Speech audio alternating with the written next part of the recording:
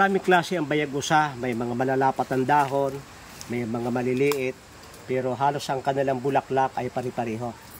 Ganyan ang kanyang bulaklak, maputi, at ang laki ng dahon ng bunga ay depende sa barete.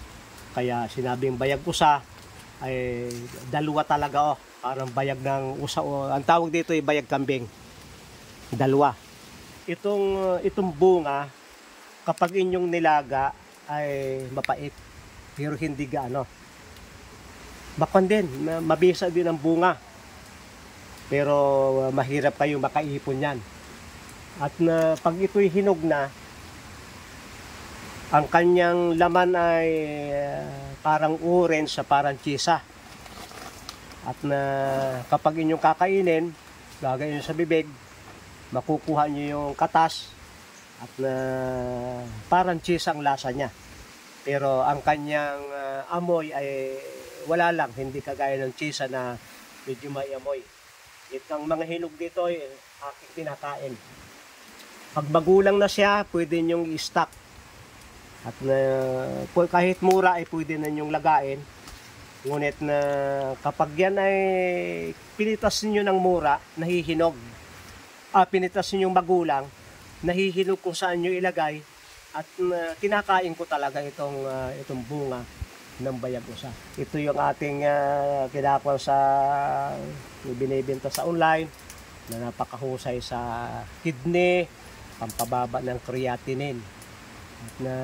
At ang aking kinamamangha ay walang katapusan ng order nito sa amin. Ibig sabihin, mabisa. Kapag ang isang product ay hindi humihina at tuloy-tuloy na binibili ng tao, tinatangkilik, ibig sabihin, ito ay mabisa.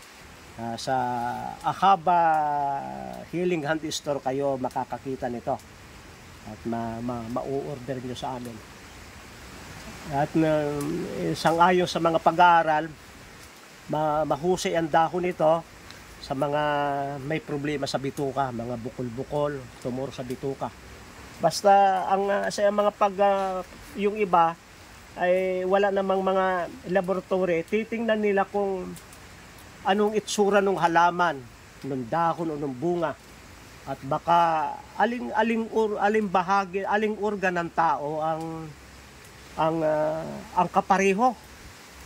Nakita nila, parang kidney ito, dalawa din. Sinusubukan nila. Kaya nung unang panahon na wala pang gaanong karunungan, obserbasyon at mga trial lang ginagawa nila. At nakita nila, para man din kidney. Igamot kayo natin sa kidney. Basta ito iwan, laging dalawa ang bunga niya. Wala kayong makikitang isa lang. Dahil, tingnan natin ha.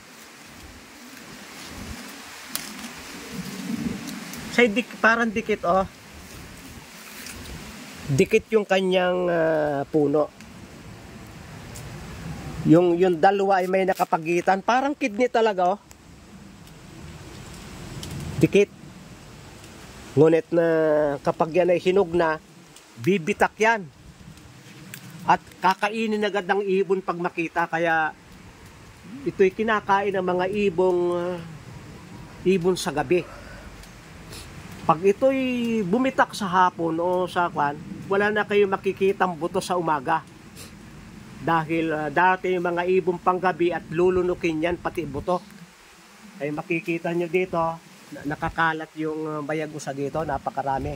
Nang kami unang dumating, itong daan na ito, hindi ka makakalayo, isang sako na. Pero ngayon, mga crisis na, kakaunti na, ginawa ng bukid.